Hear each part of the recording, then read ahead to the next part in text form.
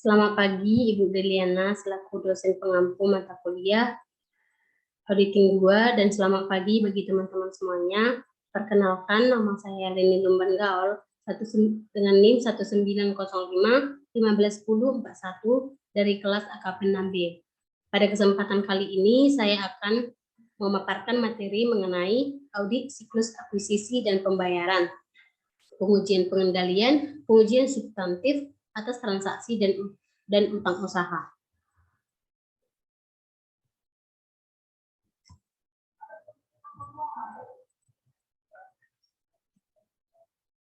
Akun dan kelas transaksi dalam siklus akuisisi dan pembayaran. Tujuan keseluruhan dari audit atas siklus akuisisi dan audit dan pembayaran adalah mengevaluasi apakah akun-akun yang dipengaruhi oleh akuisisi barang dan jasa serta pengeluaran kas bagi akuisisi tersebut disajikan secara wajar sesuai dengan standar akuntansi. Terdapat 3 kelas transaksi yang dimasukkan dalam siklus akuisisi dan pembayaran, yaitu yang pertama, akuisisi barang dan jasa, kedua pengeluaran kas, ketiga retur dan pengeluaran pembelian, serta diskon pembelian. Akun-akun dalam siklus akuisisi dan pembayaran. Akun-akun dalam siklus akuisisi dan pembayaran dapat kita lihat dalam skema yang saya tampilkan dalam slide berikut. Dalam skema tersebut menunjukkan bahwa setiap transaksi di debit atau dikredit ke utang usaha, karena banyak perusahaan melakukan akuisisi secara langsung dengan menggunakan cek atau kas kecil atau petty cash. Fungsi bisnis dalam siklus serta dokumen dan catatan yang berkaitan. Siklus akuisisi dan pembayaran meliputi keputusan dan proses yang diperlukan untuk menyediakan barang dan jasa dalam pelaksanaan usaha. Siklus ini biasanya diawali dengan tindakan pembelian oleh pegawai yang membutuhkan barang dan jasa dan berakhir dengan pembayaran utang dagang.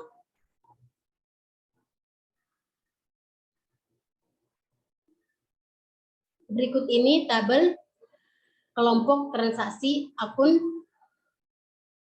fungsi bisnis, serta dokumen dan catatan terkait untuk siklus akuisisi dan pembayaran. Kelompok transaksi akuisisi, akun yang terkait yaitu persediaan properti, bangunan pabrik, dan peralatan, beban dibayar di muka, perbaikan, utang usaha, beban manufaktur, beban penjualan, beban administratif. Fungsi bisnis yang terkait yaitu pemrosesan pesanan pembelian, penerimaan barang dan jasa, pengakuan kewajiban. Dokumen dan catatan terkait yaitu permintaan pembelian, pesanan pembelian, laporan penerimaan, faktur vendor, memo debit, voucher, file transaksi akuisisi, jurnal akuisisi atau listing, file induk untuk utang usaha, neraca saldo utang usaha, laporan vendor. Kelompok transaksi pengeluaran kas, akun yang terkait yaitu kas bank atau pengeluaran kas, utang usaha, potongan pembelian. Fungsi bisnis yaitu pemrosesan dan mencatat pengeluaran kas. Dokumen dan catatan yang terkait dengan pengeluaran kas yaitu cek atau pembayaran elektronik, file transaksi pengeluaran kas, jurnal pengeluaran kas atau listing. Permintaan pembelian atau purchase requisition. Permintaan akan barang dan jasa oleh personil klien merupakan titik awal bagi siklus ini. Dokumen yang umum digunakan meliputi yang pertama permintaan pembelian atau purchase requisition, kedua pesanan pembelian atau purchase order, ketiga faktur vendor atau vendor invoice, keempat memo debit atau debit memo, kelima voucher, keenam file transaksi akuisisi, ketujuh jurnal akuisisi atau listing, 8 file induk utang usaha atau account payable master file, 9 neraca saldo utang usaha atau account payable trial balance, 10 laporan vendor atau vendor statement.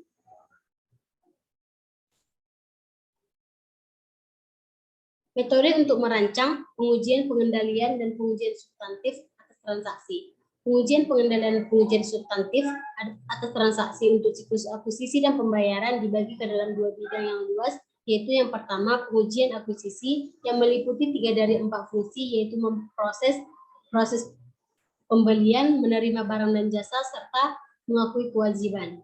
Kedua, pengujian pembayaran yang menyangkut fungsi keempat, yaitu memproses dan mencatat pengeluaran.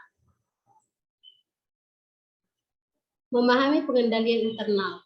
Auditor harus memahami pengendalian internal untuk siklus akuisisi dan pembayaran, serta bagian dari pelaksanaan prosedur penilaian risiko dengan mempelajari bagian arus klien, mereview kuesioner pengendalian internal, serta melaksanakan pengujian workflow untuk transaksi akuisisi dan pengeluaran kas. Menilai risiko pengendalian yang direncanakan. Otorisasi pembelian, pemisahan fungsi penyimpanan barang yang diterima dari fungsi lainnya, pencatatan yang tepat waktu, dan review yang independen atas transaksi, serta otorisasi pembayaran kepada vendor. Otorisasi pembayaran. Otorisasi yang tepat untuk melakukan akuisisi akan memastikan bahwa barang dan jasa yang diperoleh adalah demi memenuhi tujuan perusahaan yang diotorisasi dan menghindari akuisisi item yang berlebihan atau tidak diperlukan. Sebagian besar perusahaan mensyaratkan tingkat otorisasi untuk jenis akuisisi yang berbeda atau jumlah nilai uang yang berbeda. Setelah permintaan melalui suatu akuisisi telah disetujui, pesanan pembelian untuk memperoleh barang atau jasa harus mulai dibuat. Pencatatan yang tepat waktu dan review independen atas transaksi. Dalam beberapa perusahaan, pencatatan kewajiban atas akuisisi yang dibuat atas dasar penerimaan barang dan jasa, namun dalam perusahaan lainnya, pencatatan ditangguhkan hingga patuh vendor diterima. Pemisahan penyimpanan aset dari fungsi lainnya. Sebagian besar perusahaan meminta departemen penerimaan sebagai bukti penerimaan dan pemeriksaan barang. Untuk mencegah pencurian dan penyalahgunaan barang dan jasa tersebut harus dikendalikan secara fisik dari saat penerimaannya hingga penggunaan atau pelepasannya. Otorisasi pembayaran. Pengendalian terhadap pengeluaran kas termasuk yang pertama, penandatanganan cek oleh individu yang memiliki wewenang yang tepat. Kedua, pemisahan tanggung jawab untuk menandatangani cek dan melaksanakan fungsi utang usaha. Ketiga, pemeriksaan yang cermat atas dokumen pendukung oleh si penandatangan cek pada saat ditandatangani. Ikhtisar tujuan audit terkait transaksi pengendalian kunci, pengujian pengendalian, dan pengujian substantif atas transaksi perolehan. Tujuan audit transaksi terkait pengeluaran kas yang dibukukan adalah untuk barang dan jasa yang sebenarnya diterima atau keberadaan. Kedua, pengeluaran kas yang ada telah dibukukan atau kelengkapan. Ketiga, pengeluaran kas yang dibukukan semestinya atau akurasi. Keempat, transaksi pengeluaran kas diklasifikasikan dengan memadai atau klasifikasi. Kelima, transaksi pengeluaran kas dibukukan pada tanggal yang benar atau tepat waktu. Dan yang terakhir yaitu transaksi pengeluaran kas dimasukkan dalam berkas induk utang usaha dengan semestinya dan diiktisarkan dengan semestinya atau posting dan pengiktisaran. Ikhtisar tujuan audit terkait transaksi pengendalian kunci, pengujian pengendalian dan pengujian substantif atas transaksi untuk pengeluaran kas.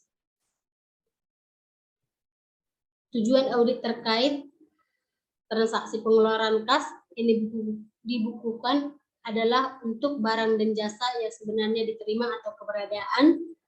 Kedua, pengeluaran kas yang ada telah dibukukan atau kelengkapan. Ketiga, pengeluaran kas yang telah dibukukan semestinya atau akurasi.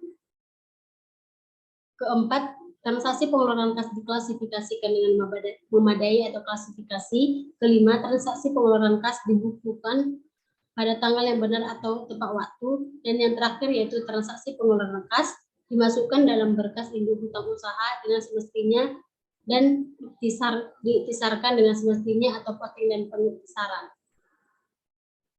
Metodologi untuk merancang pengujian atas rincian saldo hutang usaha. Dalam tahap pertama, terbagi atas 3, yaitu yang pertama, mengidentifikasi risiko bisnis klien yang mempengaruhi hutang usaha. Kedua, Menetapkan salah saji yang dapat ditoleransi dan menilai risiko inheren untuk utang usaha. Ketiga, menilai risiko pengendalian untuk siklus akuisisi dan pembayaran. Tahap keduanya yaitu merancang dan melaksanakan pengujian pengendalian dan pengujian substantif atas transaksi untuk siklus akuisisi dan pembayaran. Tahap ketiganya terbagi atas dua, yaitu merancang dan melaksanakan proses analitis untuk utang usaha dan merancang pengujian atas rincian saldo utang usaha untuk memenuhi tujuan audit yang berkaitan dengan saldo. Maka diperlukan yang pertama prosedur audit, kedua ukuran sampel, ketiga item yang dipilih, dan keempat penetapan waktu. Pengaruh pengendalian internal klien terhadap pengujian utang usaha dapat diilustrasikan dengan dua contoh. Yang pertama, asumsikan bahwa klien memiliki pengendalian internal yang sangat efektif terhadap pencatatan dan pembayaran akuisisi. Contoh dari pencatatannya dapat kita lihat dalam slide yang saya tampilkan.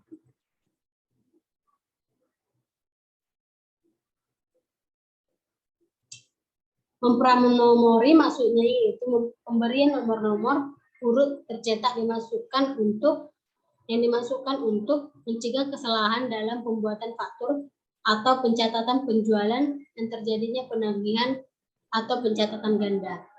Contoh dari pembayaran yaitu adanya pengeluaran kas, kemudian ditulis dalam file transaksi pengeluaran kas serta file induk utang usaha yang kemudian direkonsiliasikan setiap bulan dengan laporan vendor. Yang kedua, yaitu asumsikan bahwa laporan penerimaan tidak digunakan. Klien menunda pencatatan akuisisi hingga pengeluaran kas dilakukan dan karena lemahnya posisi kas, tagihan seringkali dibayar beberapa bulan setelah tanggal jatuh temponya. Ketika auditor menghadapi situasi semacam ini, kemungkinan besar akan kurang saji utang usaha. Oleh karena itu, diperlukan pengujian atas rincian saldo utang usaha yang ekstensif untuk menentukan apakah utang usaha telah dinyatakan dengan benar pada tanggal di neraca. Untuk prosedur analitis dan apakah salah saji yang mungkin terjadi dapat kita lihat dalam slide yang saya tampilkan.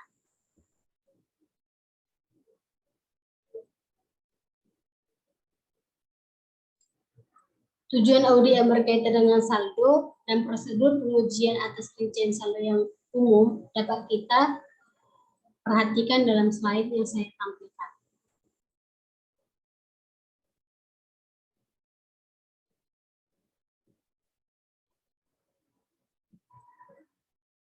Berikutnya yaitu pengujian kewajiban setelah periode.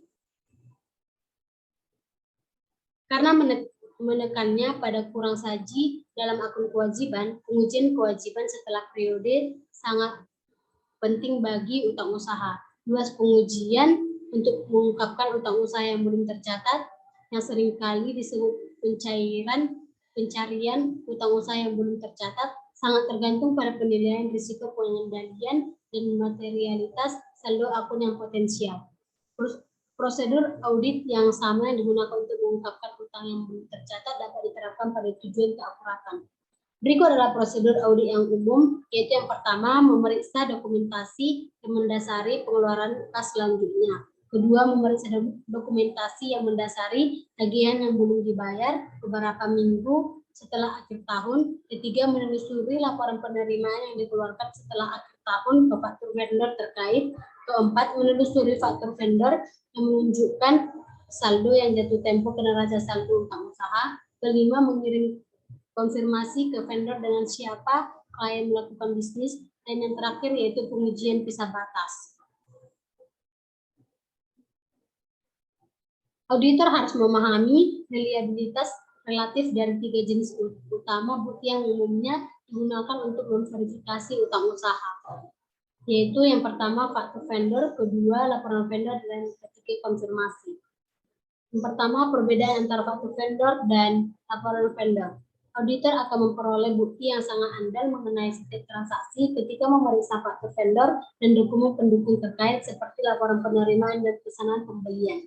Sedangkan laporan vendor tidak begitu disukai seperti faktur untuk memverifikasi setiap transaksi karena laporan itu hanya mencantumkan total jumlah transaksi, unit yang diperoleh, harga ongkos angkut, dan data lainnya tidak dicantumkan.